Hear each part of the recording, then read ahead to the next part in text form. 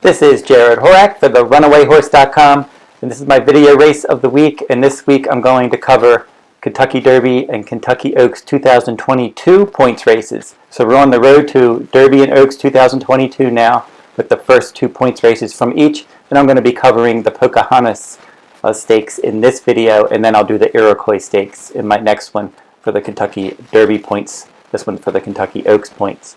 So if you're interested in my full card analysis from Santa Anita Park, that will be available for the month of October this year. And then I'm going to be doing my annual Breeders' Cup 2-day full cards from Del Mar, and they'll be available first weekend in November. Let's jump into the action in this video, and I'm going to do the 8th race from Churchill Downs on Saturday, September 18th, 2021. This is going to be the Grade 3 Pocahontas Stakes for 2-year-old fillies, a mile and a 16th on the main track. And we have an 11-horse field, beginning with number 1, Code for Success. Won her debut from post 1. Not easy for a 2-year-old to win from the inside post in a sprint race, and she did just that. She's bred to go longer, so I thought that was a solid enough effort. Rafael Bejarano rode her to victory for trainer Victoria Oliver. Good jockey trainer team.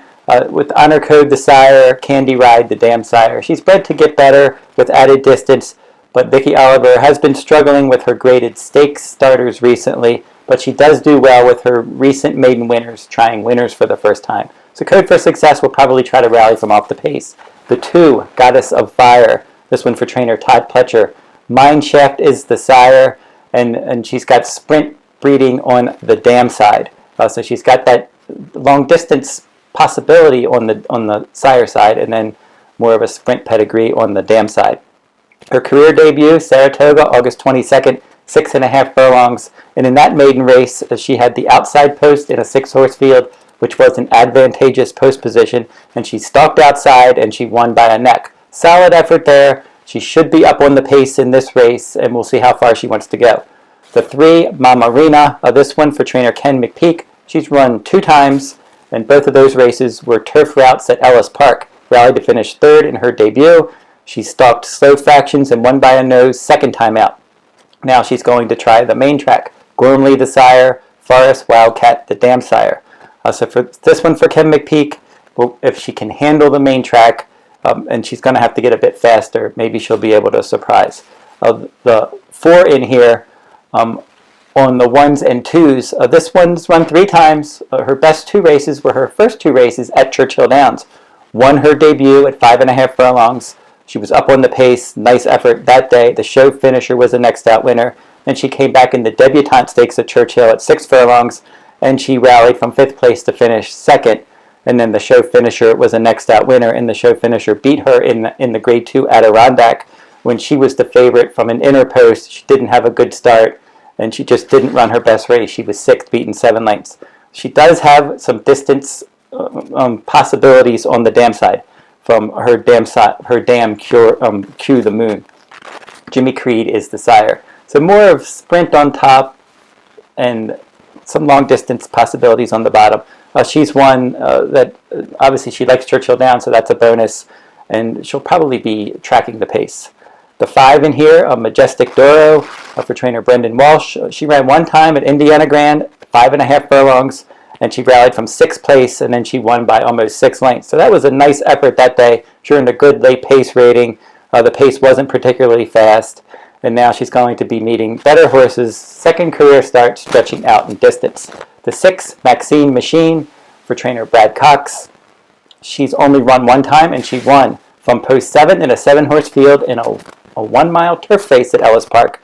She rallied from 5th place, and she won nicely. She made her way to the inside. And she rallied inside, and she won by a bit more than a length. Pioneer of the Nile, the sire, and then Congrats, the dam sire. Emma's Encore is the dam here, and she was a stakes winner for trainer Alan Jerkins a few years back. So, and she was winning stakes at around 7 furlongs. So there is the possibility that she could go this far, and it's already a good sign that they ran her 1 mile in her debut.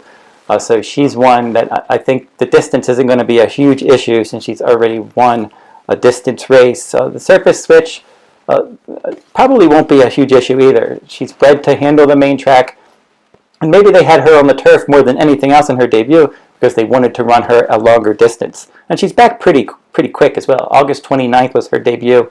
This race is September 18th, so she's come back in less than 3 weeks. And Florent Giroux is going to ride, and he does good work with Brad Cox. Knees and Hips is next, number 7 for trainer Tom Amos. This one switching surfaces, but she's been sprinting on turf. 5.5 furlong turf debut at Ellis Park. She won that. Then she rallied for 3rd place in the Bolton Landing at Saratoga on yielding ground last time. So she rallied off the pace in both turf sprints, and now we'll see if she can navigate this extra ground on a different surface, rallying from off the pace. And the next one is number 8, Miss Chamita. This one has already run 4 times, and she finally broke through at Indiana ground last time out, rallying from off the pace to win by more than 6 lengths in her maiden victory.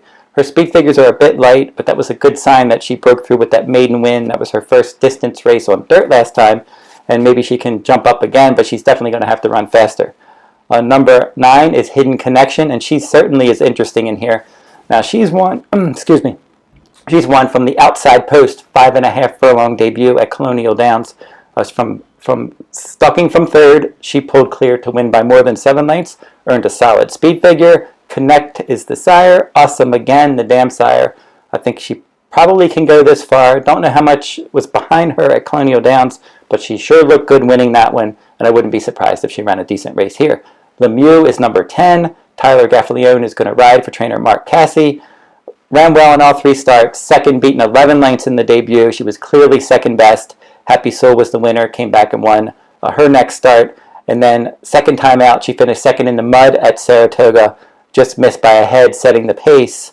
And then in her 3rd career start, she won easily, but it was only against 3 horses. Or only against 2 horses. It was a 3-horse field, originally scheduled for the turf at 7 furlongs. So a much deeper, better field, and she's got to run a longer distance in here as well. Her speed figures are a bit lower than some of the top contenders. Finally, number 11, Joyrunner. Laura Wohlers is going to train this one. Gunrunner is the sire. Pure Prize, the dam sire. James McInvale owns this one.